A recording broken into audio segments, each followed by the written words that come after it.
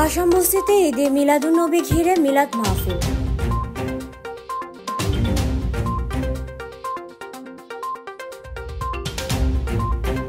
পবিত্র ঈদে মিলাদুন্নবী ঘিরে আসাম বস্তি মুসলিম পাড়ার বাইতুন নূর জামে মসজিদে মিলাদ মাহফিল অনুষ্ঠিত হয়েছে।